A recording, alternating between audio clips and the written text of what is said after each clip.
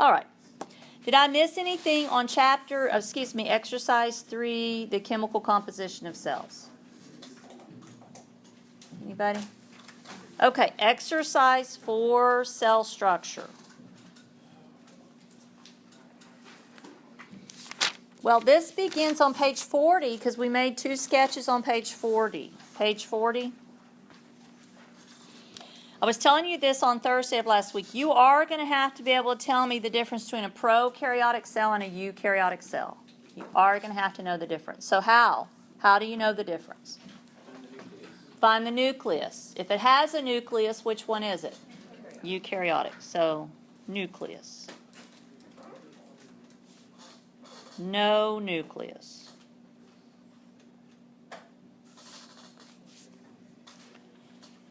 Okay. What characteristics do all cells have in common? Well, guys, I'm really a very concrete person, and I want you to come up with at least 4 things that cells have. I know this one. You know this one? Go ahead. Plasma membrane, DNA, RNA, and ribosomes. That's correct.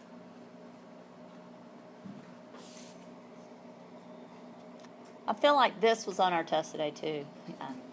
I was feeling it.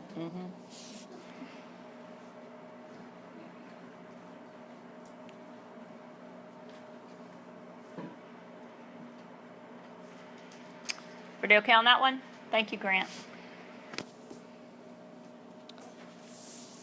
Okay, page 44 and 45 are excellent pages to go back and study. As a matter of fact, page 44 looks familiar, as there it was on our test today. It's on the last page? Yeah.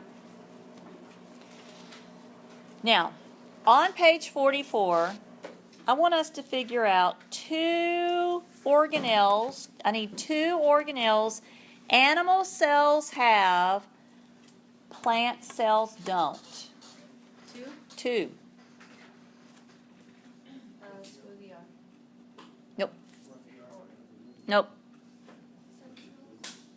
Who said centrioles? Crystal's got one of them. It's centrioles. Now, guys, open page 44 and 45 out so you can see both pages.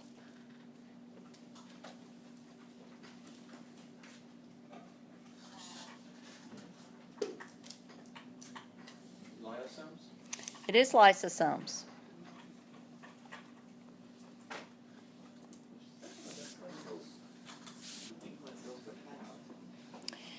So, plant cells get away with not having lysosomes by using their central vacuole to do all their intracellular digestion.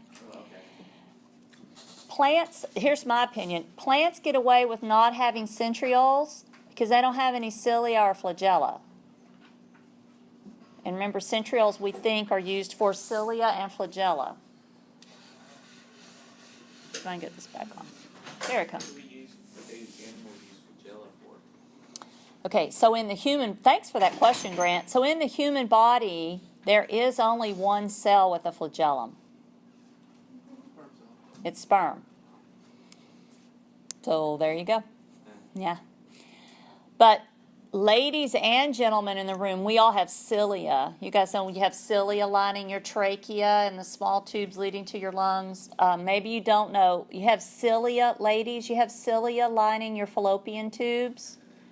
That helps propel the egg down into your uterus. Gentlemen, you have cilia lining your vas deferens. That's the tube that helps propel sperm up into the penis, the urethra of the penis.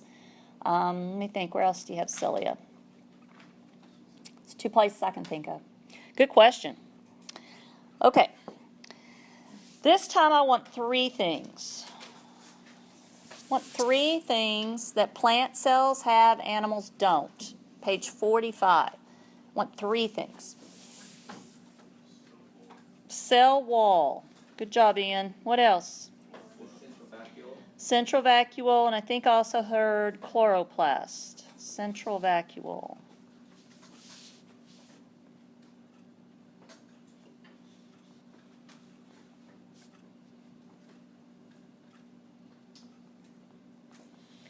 Everybody okay with that? Excellent. So let me tell you this. Every wet mount we made will be on the test.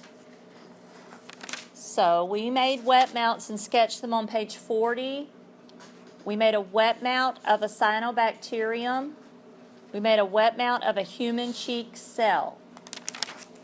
Page 46. We made a wet mount of Alodia. We made a wet mount of onion. We made a wet mount of potato. Every wet mount we made will be on the test.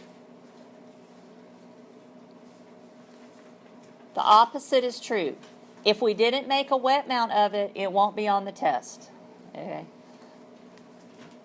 Every wet mount we made will be on the test. Okay? So there won't be anything there you haven't seen before if you've been coming to class. So please study your sketches. Everybody okay? Okay, great. I think we're going to cell structure now. I'm sorry. Cell function. Back of the page.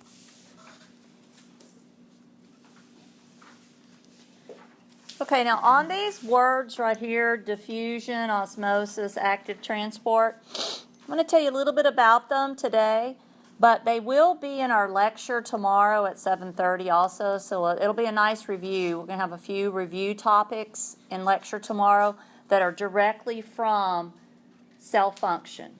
Okay, we'll be going over some of this in lecture tomorrow, so make sure you come to lecture tomorrow. Don't skip out on me studying for your lab exam.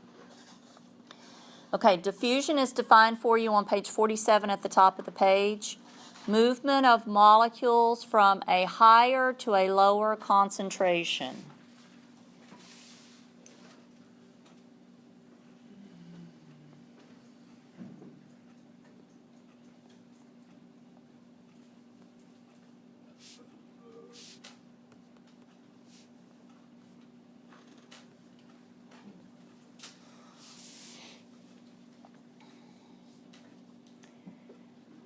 Okay, on diffusion? All right, now, on that same page, at the bottom of the page, we made a list of things that can affect diffusion, like temperature, concentration difference. Remember Grant gave us that. Particle size, density. I think Ian added stirring. Do you have that list? Just review that list. Make sure you review that list in association with diffusion. Things that can speed up diffusion or slow down diffusion.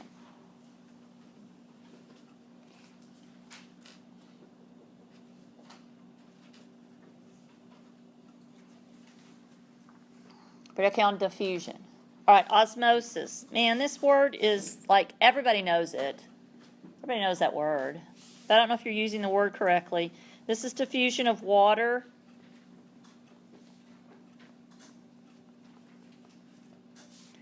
across a membrane.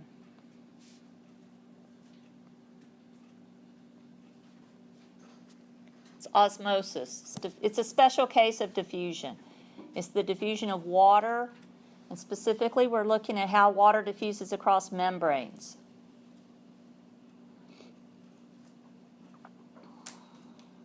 You know that word, osmosis? Michaela, you know that word? Me too. Okay, active transport.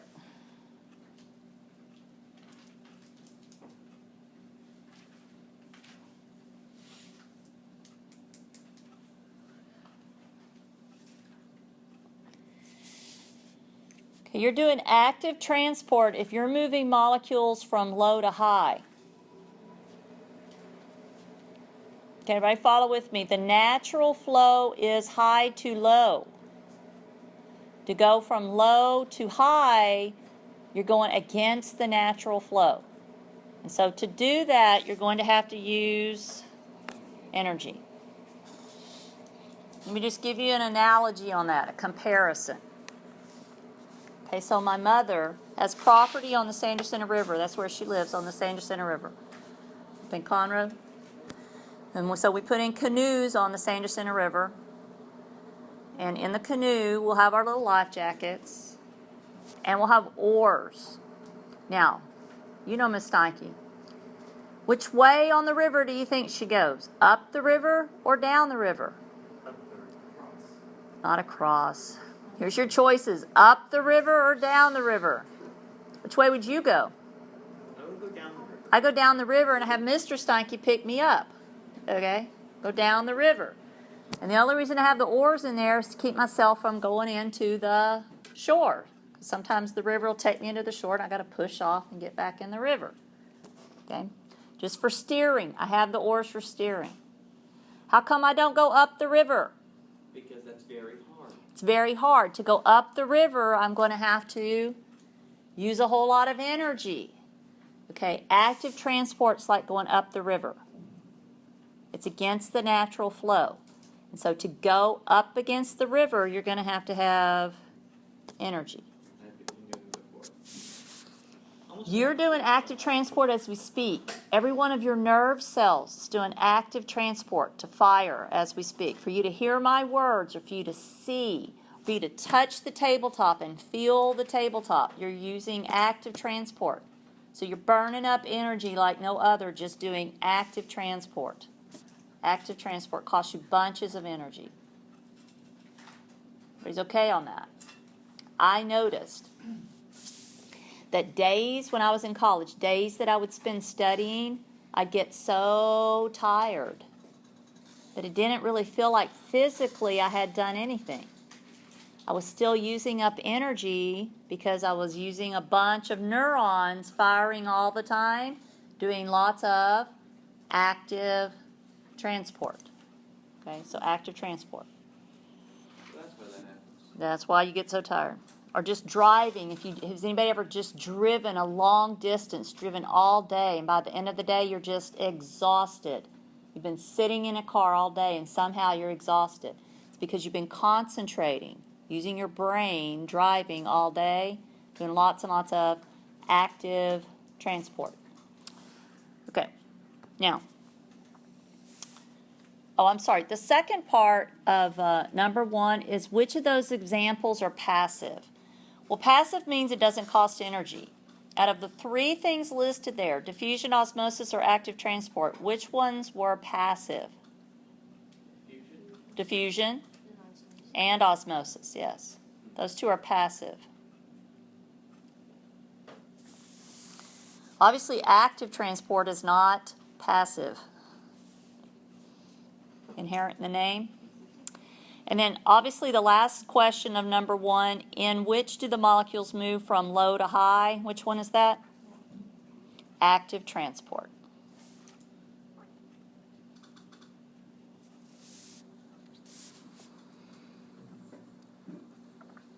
Everybody okay on number 1? All right, and again, we'll do some more review on number 1 tomorrow in lecture. Number 2, in which would diffusion be faster, dye in agar or dye in water? Well, first of all, the word agar is a biology word. I don't know if you've heard that word before, agar, as associated in biology. Agar is biology jello. And you and I will use agar later in the semester. And I'll let you feel it. It's just going to feel like jello. Okay, so I just crossed out the word agar and wrote the word jello. All right, so what's the answer? In which would diffusion be faster? Water. Water. Why? Less dense. Because Jello is thicker than water. Yep. It's a higher density. But okay, on number 2. Great. Okay. It says, review the experiment we did regarding the dialysis tubing with the starch and the iodine. That's on page 48 and 49. Do you remember why the iodine could diffuse into the bag, but the starch could not diffuse out of the bag?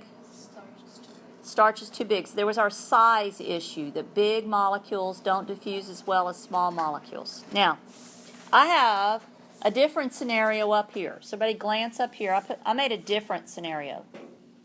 Have you ever heard of molasses? Yes. What is that? It's like a real thick sugar. You could think of it almost like a syrup.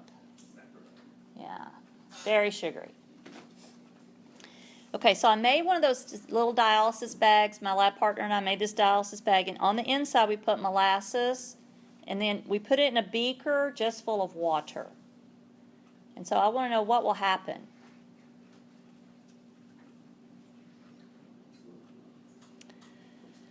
Water will soak in the bag. That's right. Water's going to move into the bag. This water's real small, and it can move into the bag. And there's a lot of water outside the bag, but not as much water inside the bag. So water is going to move into the bag. So the bag gets bigger.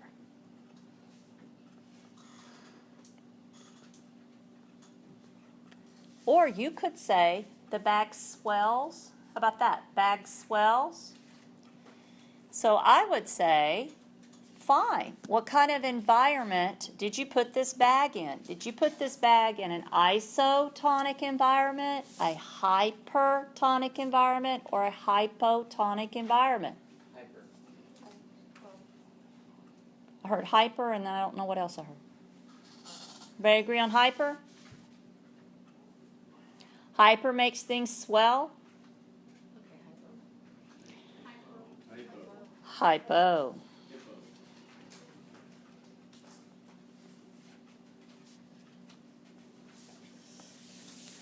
It's a hypotonic environment. If it's making something swell, it's a hypotonic environment.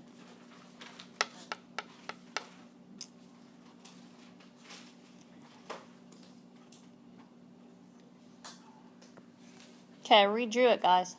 Look up here. What did I put in the bag? Water. Water. And then what did I put in the beaker? What's going to happen? The bag's going to shrink because water is going to leave the bag. So the bag will shrink.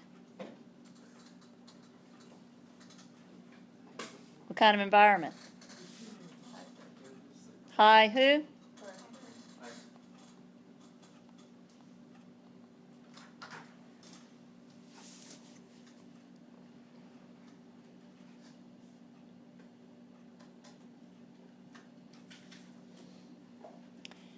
Let me just say that if I give you a scenario tomorrow on the test, if you need to flip your Scantron over and draw it like I just drew it so you can visualize it, then do that.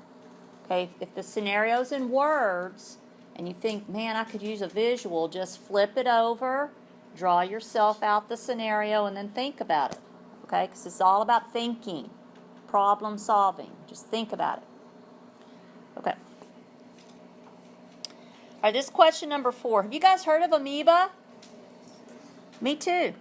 So I drew an amoeba up here. So an amoeba has a plasma membrane but no cell wall. So I just put PM right there because I was being lazy. What do you think N stands for? Nucleus. So is amoeba pro or eukaryotic? It's eukaryotic. But what you maybe don't know is what I have on the red arrow, and that's called the central vacuole, contractile vacuole. Some people just call that a water vacuole. I call it a contractile vacuole, but it really is just a water-filled vacuole. But it's so cool. So let me tell you about what it does. And guys, I've been doing this biology teaching thing for 30 years. I just finished my 30th year of teaching. And I want to tell you that amoeba are kind of hard to see under the microscope because they're fragile. They die real easy. So I haven't seen really that many amoebas in the time I've been teaching. I'd say maybe 15 in all the years I've been teaching. But when you get to see one, it's really cool. First of all, they're black and white. They don't have any color to them. It's like watching TV in black and white. And so they'll move, and it looks like just the cells moving, but what catches your eye is all the little things in the cytoplasm. It looks like little dots moving, but you can see the boundaries of it. Move real slow by their cytoplasm moving. But you'll see this big bubble inside of them. And the bubble gets bigger and bigger and bigger, and then all of a sudden, it disappears. And then the bubble gets bigger and bigger and bigger and bigger, and then it disappears. And it happens in the same spot. If you're following it, it happens in the same spot. And it's the contractile vacuole. What the amoeba is doing is collecting all the extra water from its cytoplasm into that big bubble. And then the bubble fuses with the plasma membrane and pushes it out. It's like it's coughing up water over and over again. Over and over again. Collecting and spitting it out. Collecting and spitting it out. Collecting and spitting it out. So everybody take a look at my question. Considering the function of this water vacuole called the contractile vacuole in amoeba, what kind of environment do you predict an amoeba lives in? I gave you these three choices.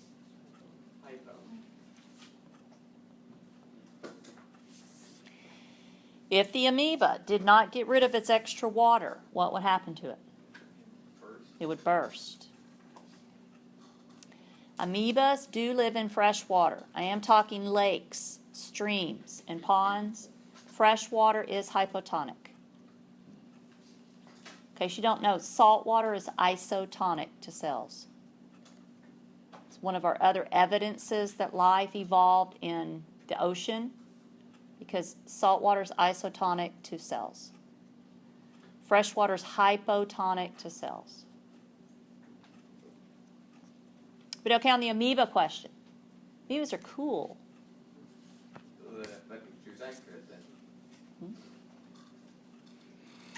Okay, question number 5. Oh, potato strips. This was on page 53. Let's all glance over to page 53. Page 53.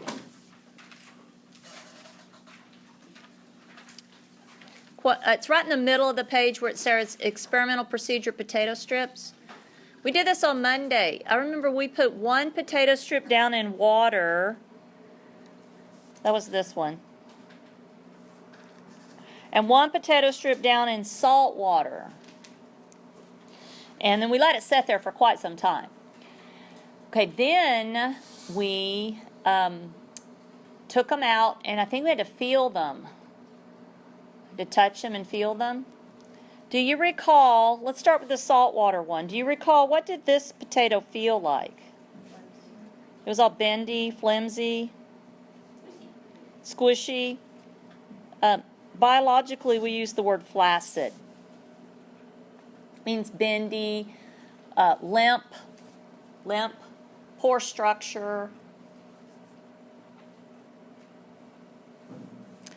Okay, and then when you felt the other one, how did it feel? Sturdy, rigid, firm. Now, here's what we have to do. I want you to figure out what kind of environment each one was in. Start with the 10% saltwater test tube. You said it was all bendy. What kind of environment did you put the potato cells in? Hyper. What kind of Turgor pressure would these potato cells have at the end of the experiment? High or low?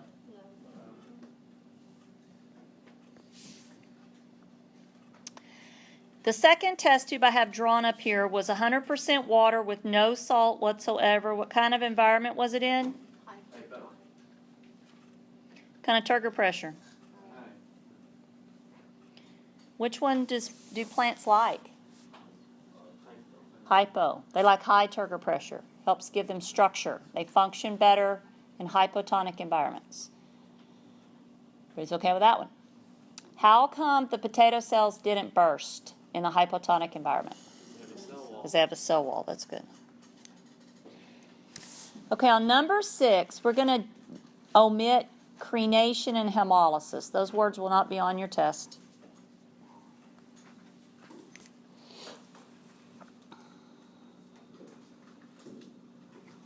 However, I do want to point out that red blood cells will be.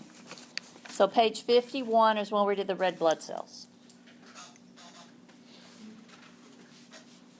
Now I want you to review the red blood cell experiment. First thing you remember is it smelled.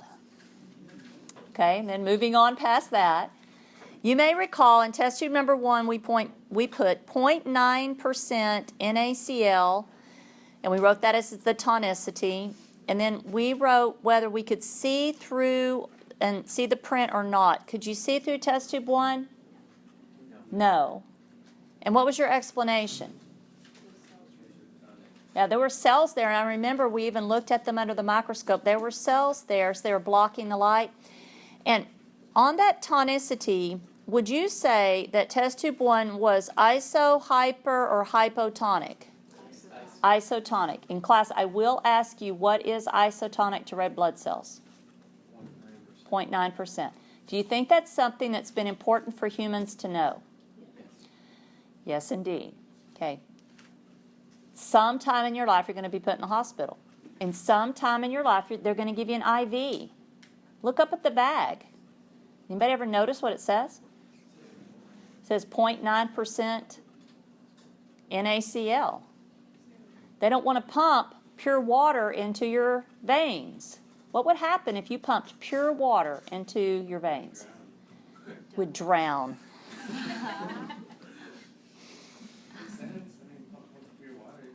You would die. Why? Because your blood cells would burst. How? I don't know, but we would be talking lawsuits.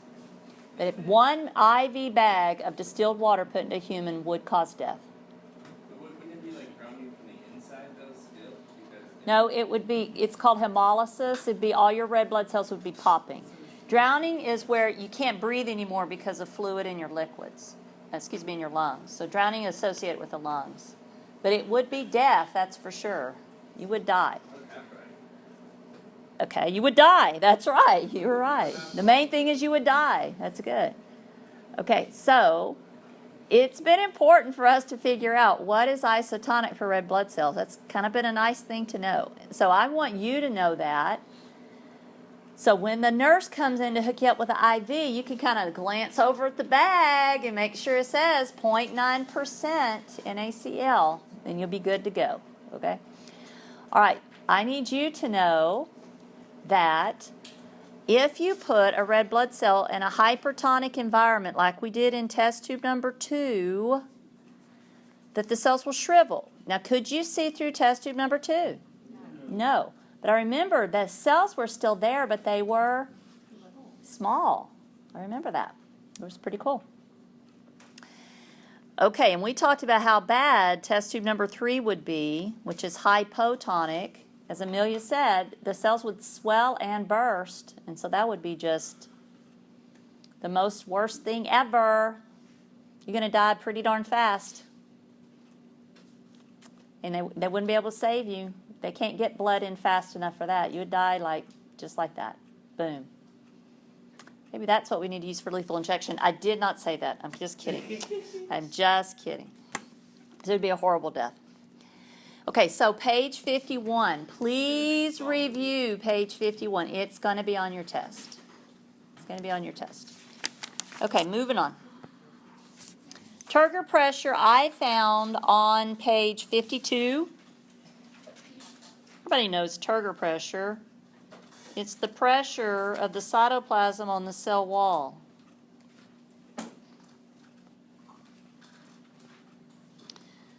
You only talk about Turgor pressure with organisms that have a cell wall.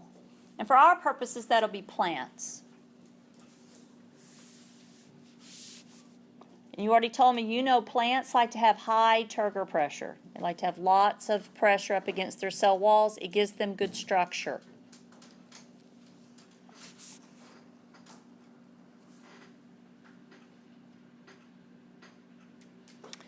Most of the fluid inside of a plant cell that creates this Turgor pressure is found in the central vacuole. So that's why the central vacuole helps give structure to a plant cell. Okay, turgid means having high Turgor pressure. So a turgid cell, which means a plant cell with high Turgor pressure, would be caused by a blank solution. Iso, hyper, or hypo? Hypo. Good. A flaccid cell, which means a limp or bendy plant cell, would be caused by a hyper. Good. Everybody's put those ideas together. And lastly, on this little section, why would an animal cell, but not a plant cell, burst when it is placed in a hypotonic solution? No cell wall. Good. So anything with a cell wall will do well in a hypotonic environment. If you don't have a cell wall, you're going to burst. It's okay on that?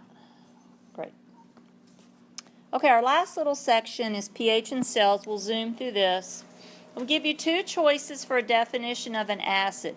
Is an acid a substance that liberates hydrogen ions, or is an acid a substance that accepts hydrogen ions? Liberates, releases. Good.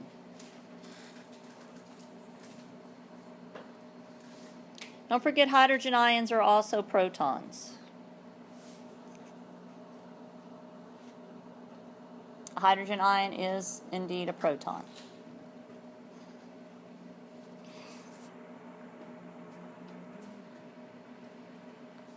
How about a base? What is it? Taken? Takes? Accepts?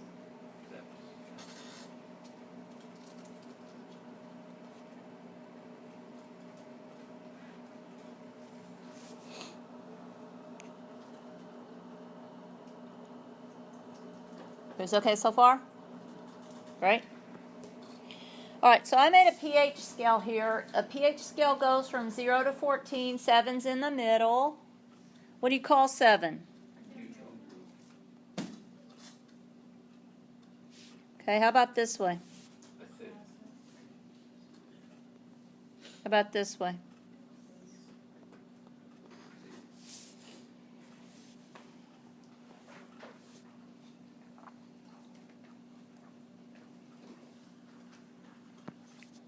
It's a buffer.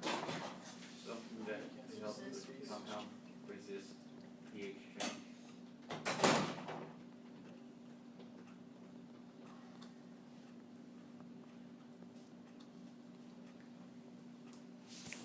Is that okay? Substances that resist pH changes? Is it okay on buffer? I think we had a question on the test about buffer. Let me see real fast. I'm just going to look. It's kind of a long one.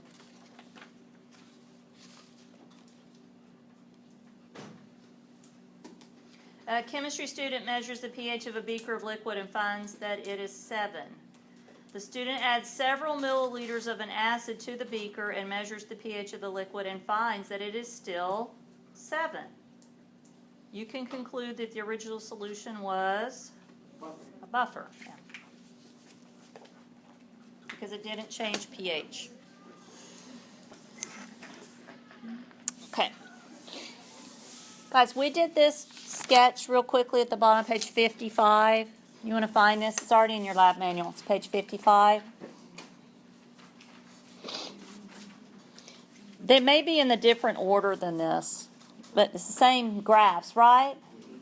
But I may have had the curved one first and then the straight line one. But I think we talked about which one of these would be indicative of a buffer. Would the straight line graph, which I have as letter A, or would the curved graph, which I have as letter B, be indicative of a buffer? B. Because it's resisting, resisting, resisting, and then eventually it's all used up, the chemical's all used up, it's accepted all of the hydrogen ions it can, and then the pH will come down. Everybody's okay on that question? Great. And lastly, what's the function of an antacid? There's an I in antacid. Take care of a tummy ache. Antacid. Tell me something better than take care of a tummy ache. What? Take care of a tummy ache. That's what my 7-year-old grandson would say. Neutralize acid.